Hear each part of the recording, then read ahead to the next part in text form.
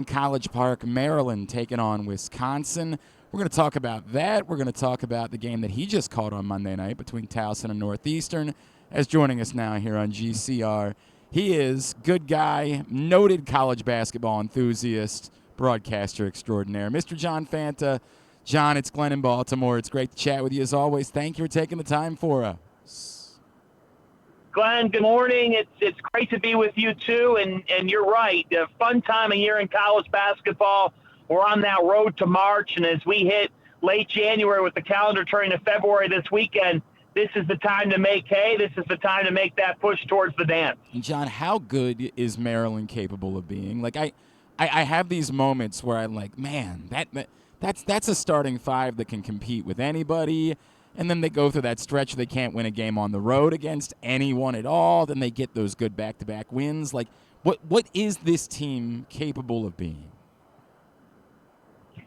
Well, I think we'll find out more this week because you're home to Wisconsin in a game that if you're for real, you win at home. You hold serve at home. Now, then you go to Ohio State, and Ohio State has had an up-and-down year but still has beaten Kentucky and still went to Mackey Arena and won last week. So here's the thing with Maryland. They can be a Sweet 16 team. And if Maryland makes a Sweet 16, that's a big step for Kevin Willard in his tenure. We know that year two did not go well. Year one, a quality year because of where the program was at. But now the standard is, can you find a way to the second weekend? Can they? Of course. Why? They're one of the best front court duos in America. I mean, their front line is so imposing. To be able to have Julian Reese and Derek Queen, all that they do, and then you look at their backcourt, and I think that was the revelation to me on Sunday. Willard has really embraced analytics more offensively, and they're getting high percentage shots. Jacoby Gillespie's been terrific.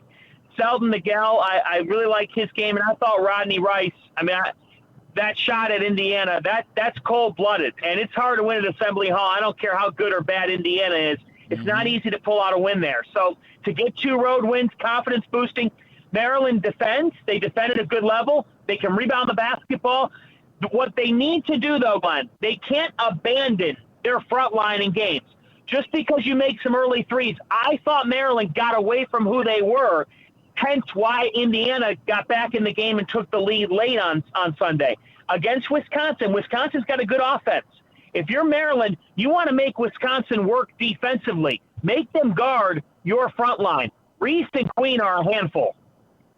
So you bring up Wisconsin. I think that a lot of Maryland fans are probably expecting this to be like a traditional Wisconsin team, like every game 62-59 type of Wisconsin team. That's not what this is this year. No, it's not. Greg Gard has reinvented the way that they play to a degree. Now, they've been efficient offensively more than they've gotten credit for the last couple of years, but this year they're 8th. They're 8th in the country in offensive efficiency. I mean, that's pretty staggering. Yep. Now, defensively, they have not been a great team. They've been solid. Maryland's a better defensive team than Wisconsin. They are. Maryland's got to use their defense to change the game, because if you can do that, that means that you're handling, or at least containing, a top 10 offense in America. How has Wisconsin done it? Well, with matchup problem players. They have a lot of versatility to their roster. And John Tonje's had a tremendous season. He's averaging 18 a game. He's shooting the basketball at a high mark. He's shooting almost 40% from three. Wisconsin has 2 guys in Tonje and John Blackwell, who at any time can go off for 25, 30 points in the game. So really good guard play. Maryland's guards have got to be ready to defend tonight. And you're talking about an offense that has 5 players averaging in double figures. You got to guard the perimeter. You have to guard the 3 tonight to win this game. He is John Fanta. He's with us here on GCR. John, if I could, is it the road thing? And everybody talked about how Kevin Willard had been 4-20 in Big Ten road games before last week. Is it possible that for a team that had so many different pieces coming together this week or this year, that we look back on last week and say that was a turning point? Like, they had to learn how to do this, what it takes to win on the road in the Big Ten, and that we could get to the end of the season and say everything flipped because of what happened with them getting those wins at Illinois and Indiana. It's a turning point. Absolutely. And the only way that you make it happen is if you actually just do it. It's Illinois coach Brad Underwood once told me the way you make an NCAA tournament run is you keep making it. And then you see where the chips fall from there. There's some things out of your control. Look, Maryland had played better on the road than to be 4-20. Now, they've had some clunkers. But, Kevin Willard, I think last year losses racked up, and it was just a really ugly season. Right. The year before, you're retooling. This year's team is supposed to be a top 25 team. But there's a psychological factor to going on the road. And in the Big Ten is going to send 10, 11 teams to the NCAA tournament. So there's nothing easy about going on the road. That said, that record was eye-opening. That's an eyebrow-raising type of record. You got to find a way. They found a way. That the performance at Illinois, having covered Kevin for a while, that was a Kevin Willard performance to the maximum degree. His team defended. They bludgeoned Illinois on the glass. They attacked Illinois. They were the aggressor. You have to change your mentality on the road. You've got to be proactive. You can't be reactive. And I think at a certain point, you hear the narratives. You hear people talking. He talks to the press, and the athletic director, Damon Evans, said some thoughts about life on the road in the Big Ten and whatnot. Yeah. Things get out there. I think at a certain point, Glenn, it's like any competitor, those kids and that coaching staff said, enough is enough. We know we can do this. Let's silence the doubters. Let's end this bad road spell. It is a turning point, and I expect them to keep it rolling tonight. If you look at the history of Willard's career, he is known for turning the page from January to February. He has been a great February coach. It's been his best month of his career. The pieces are in line for Maryland to really go on a surge here. We like the sounds of that. John, we know that you had Towson Northeastern for CBS Sports Network on Monday. It's weird because it was an emphatic performance, but at the same time, like Towson does this weird bit where they'll go like 3 minutes of not missing and then 3 minutes of like not scoring. It's just sort of a strange, and we've watched a lot of them this year. But that's a CAA that feels like it's wide open. The schedule is really favorable to them. Could this finally be the year that Towson breaks through?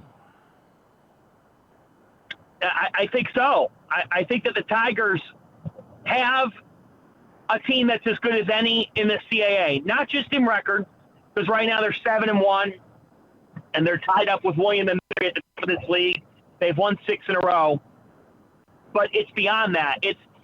They've got Tyler Tejada, they've got Dylan Williamson, they've got Christian May, and they've got Nenda Tark. They have perimeter players who can get buckets. Towson's always been known to defend, and they're doing that. They're in the top 3 in defense in the CAA. They've always been known to rebound. But, Glenn, they have been a team that at times, to your point, is very offensively challenged. Yep. When you say they go through a 3-minute drought, I've seen that at 6 or 7 minutes with other Towson teams that were good in their league, but you always thought that's going to hold them back in the conference tournament.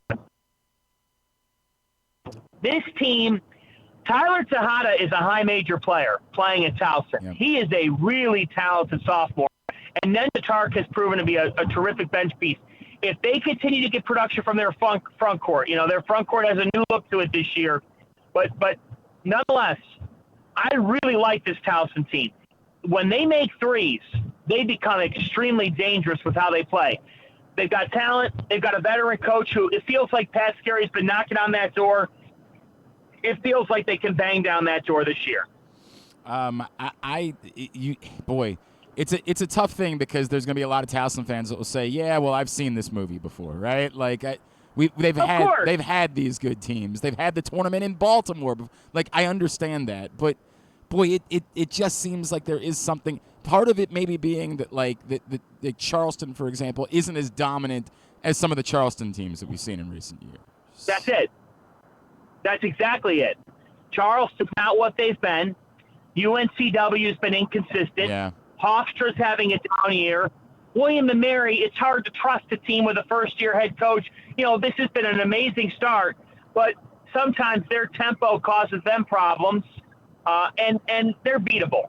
There's no question about it that they're beatable, because if they're not making threes, they struggle to score because they're high volume, high pace.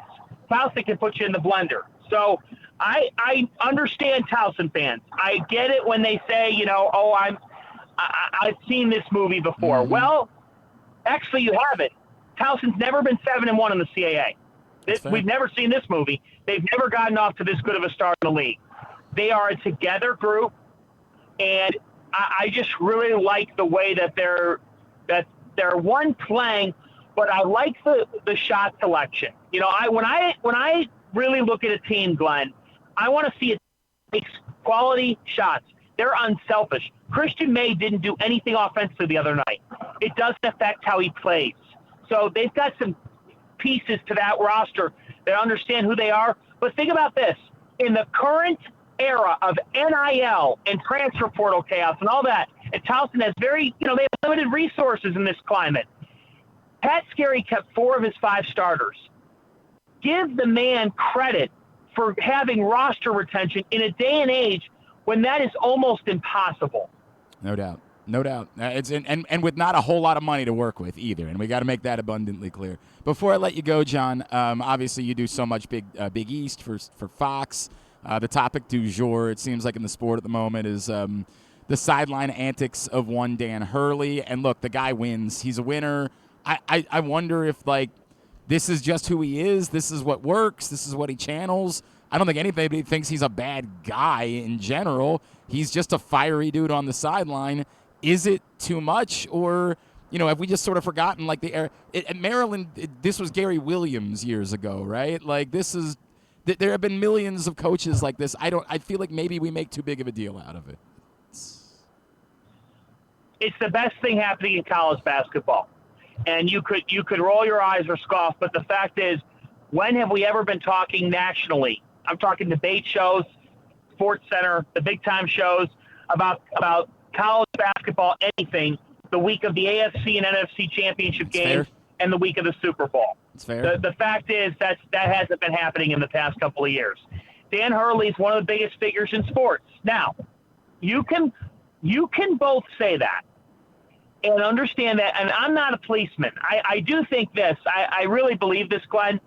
I think that there are some folks in our world that get a little too preachy and a little policeman at times on behavior of a coach or a player. We're not playing or coaching the games. Now, it's our job to to talk through it. That's what we get paid to do. I believe this. I believe that he did cross a line with that official last week, and I think if he could have it back, he wouldn't have said that. Being an exceptional coach does not excuse any behavior.